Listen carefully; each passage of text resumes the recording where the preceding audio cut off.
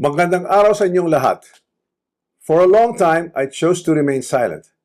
I did so out of respect for the legal process. I did so because I did not want to add more noise to an already divisive issue.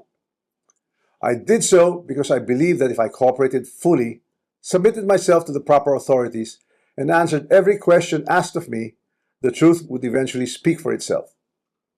But there comes a point when silence is no longer prudence. My silence has been abused and weaponized to build a narrative that is false, twisted, and unfair. So let me be clear. I will not keep quiet anymore. I will face this head on, and I will speak with facts because the truth deserves to be heard. Today, I am taking this opportunity to speak directly to the Filipino people. From the start of this controversy, I have been cooperative. I personally appeared before the proper authorities. I voluntarily submitted my affidavit to the ICI. I provided the information and documents asked of me. I did not hide. I did not run. I did not evade scrutiny. I faced it head on within the proper channel because I know there is no evidence that proves I committed plunder, conspiracy to commit plunder, or any similar offense that the Ombudsman may be contemplating against me. And because I have nothing to hide, I am today authorizing the immediate public release of the affidavit I submitted, together with all supporting information so that the Filipino people can judge for themselves who has been transparent and who is simply being politically targeted. Now let us address the most absurd accusation of all, that I am supposedly the mastermind of this corruption scheme. How can I be the mastermind? I was the former Speaker of the House of Representatives, but the House of Representatives is only one part of the branch of government, the legislature. The national budget is not conceived, executed, implemented, bidded out, supervised, and completed by one congressman or even by Congress alone, and certainly not by the Speaker of the House. I want to make this simple and clear. The national budget does not depend on just one person. The budget does not begin in the House. It begins in the executive. The agencies and departments prepare their proposals. The executive consolidates them into the National Expenditure Program, and that program is then submitted to Congress. From there, the House deliberates, but the House is not one person, and it is certainly not the Speaker alone.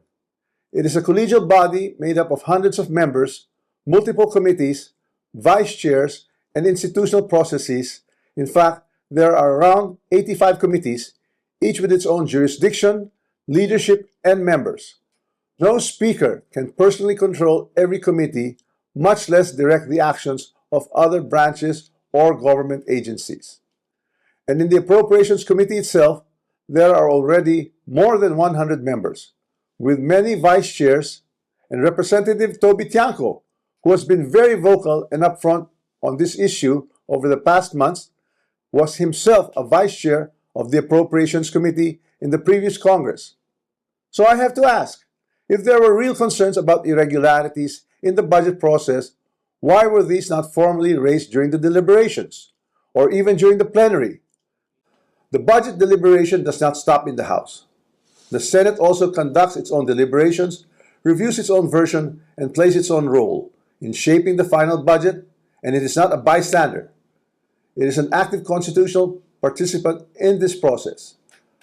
After that, the House and the Senate reconcile their versions in the bicameral conference committee. Only then is the final bill transmitted to the President for approval or veto. So let us be honest about what becomes law. The national budget is not the act of one person or one chamber. It is a product of a constitutional chain involving the executive, the House, and the Senate. This is something I want the public to understand. The budget process is collective, multi-layered, and shared. Accountability must apply to everyone involved, not selectively assigned after the fact, and certainly not when it becomes politically useful. If corruption were to occur in a magnitude made known to us over the past months, then it's clear that the real corruption does not happen at the level of the general legislative approval alone. It happens at the level of execution of the General Appropriations Act. It happens when projects are implemented. It happens where projects are actually implemented, where procurement is undertaken, where monetary disbursements are actually made. And it happens when substandard projects are passed off as legitimate or when ghost projects are made to appear real. That is why command responsibility is far more logically relevant in the executive branch, where there is actually supervision, operational control, and implementation on the ground, than in the collegial legislative body, where constitutional role is deliberation and appropriation. Congress does not build flood control projects. Congress does not conduct procurement. Congress does not inspect whether a project was actually completed. Congress does not certify whether the work done was substandard or not. So if the allegation is that there was a systemic corruption in flood control implementation, then the public should ask the obvious question: where does implementation actually happen? Definitely not in the session hall of the House of Representatives. Here's the simplest way to test that theory that I am the mastermind of this scheme. If I were truly involved in a fraudulent scheme of this nature, then the first place one would expect to see that pattern would be in my own district, in the projects most easily associated with me. You would have seen it in Tacloban, but I say this with absolute certainty. You won't see it in my district. My district has 0 ghost and 0 substandard flood control projects. 0. And that is verifiable. To prove this point, I'm authorizing my staff to share and release to the public the list of all the projects in my district that the authorities may deem attributable to me. Let the public scrutinize and verify for themselves. As I already mentioned, corruption of this scale is not a one-man operation. It requires 2 things: budget decisions and implementation on the ground. With respect to how the budget was deliberated in Congress, let me say this categorically. I was not a part of the BICAM and the small committee budget deliberations. Yes, I was updated on the general outcomes of the deliberations, but I had no visibility with regard to the specific details of the discussions, including particular amendments or insertions approved during these closed-door deliberations. Records would show that I did not participate in those meetings and I was not privy to what exactly transpired during the deliberations. However, 2 people were instrumental in making those budget decisions: Chis Escudero and Zaldico. And once the budget becomes law, the work of implementing flood control projects, or any project for that matter, is solely within the purview of the executive, including the DPWH, certainly not by legislators. I understand the anger of the public. The Filipino people have every right to be angry because stolen public funds are taxes derived from hard-earned money. I'm not asking the public to look away. I'm asking everyone to look where the evidence points, not where it is politically convenient or politically motivated. So I ask the Ombudsman and the public these questions: who has been named in sworn testimonies and affidavits? Whose name actually appeared in credible accounts made under oath? If there are sworn accounts pointing to other personalities across the chain, whether in budget deliberations or in implementation, then those leads must be pursued with the same seriousness and the same urgency. Accountability cannot be selective. For months, I chose silence because I believe in our legal system and in the rule of law. But my silence is now being exploited with politically engineered and fabricated narratives.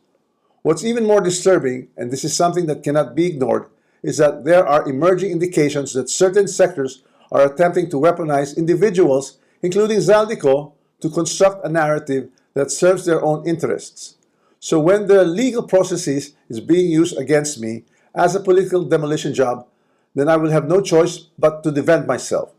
And I will defend myself fully. I will not allow myself to be turned into the scapegoat so that others who are actually accountable can walk away clean.